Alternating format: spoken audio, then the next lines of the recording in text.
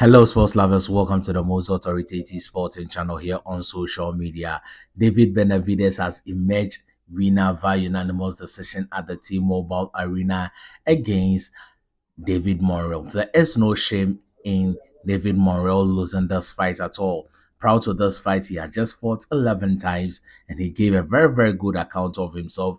But David Benavides deserves all the credit and he is now 30 and 0. I'll be bringing you all my observation in this particular fight. But before then, please do me a favor by hitting the subscribe button, press the bell icon, express your views in the comment section, and share so others can enjoy. I thought David Benavides would be warming up into this particular fight quite late, but he started very, very early, more than usual. But the first 5 rounds of the fight were quite close as both men landed significant punches on each other. The difference between David Benavides this particular fight was the body shots. Yes, David Benavides invested so much in the body and 7th to 9th and 10th round of this particular fight where you could see that the energy level of David Morrell has depleted a lot. But David Benavides is a monster and he indeed showed it in this particular fight. He is a pressure fighter, as we all know. He landed a lot of great shots.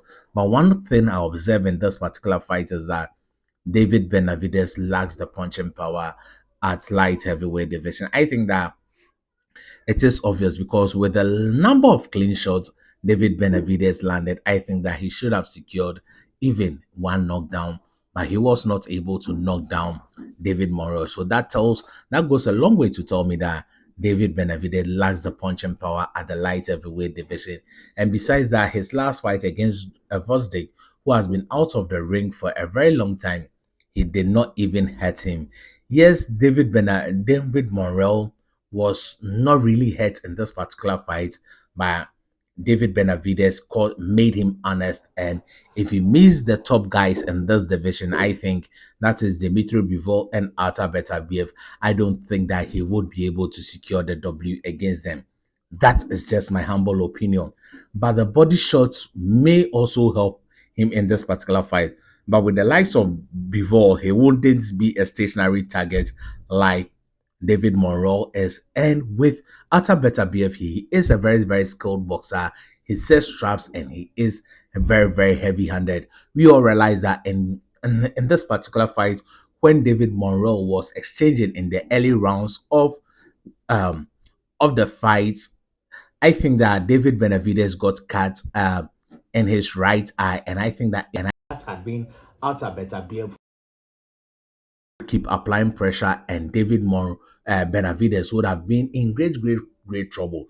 But there was one exciting thing or drama that happened in the fight. That was in the 11th round when David Morrell secured a flash knockdown. Yes, I don't think that it was a knockdown that really hurt David Benavides. It was a flash knockdown, but at the end of the round, where getting close to the end of the round, where David Benavides was rallying back, the bell had gone. He threw a punch and David Morrell replied, and referee deducted 1 point away from David Morrell. That was his emotion getting the better of him, and I don't think that that is good for David Morrell, and because he needs to control his emotions at every level of a top level fight, and that was lack of top level of experience, and you can credit David Benavides for frustrating uh, Morrell in order to deduct away or take away the knockdown advantage he had in this particular fight.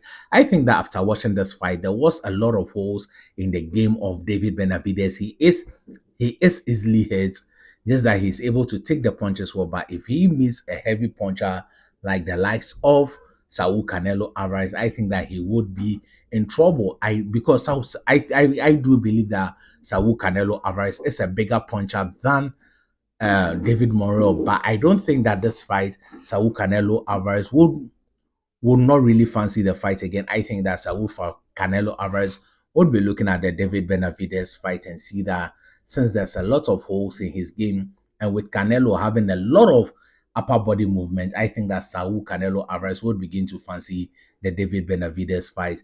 But maybe the pressure from David Benavides his size advantage may be just too much for Saul Canelo Alvarez. But one thing another thing I observed in this particular fight is that David Benavides is relentless. He keeps marching forward no matter what. And I think that that is a very, very good aspect of his game plan.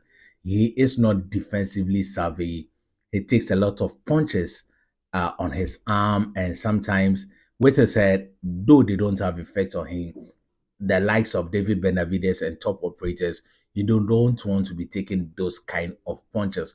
I'm not really interested in seeing a of this particular fight as the right man won the fight cleanly and he won it without any controversy.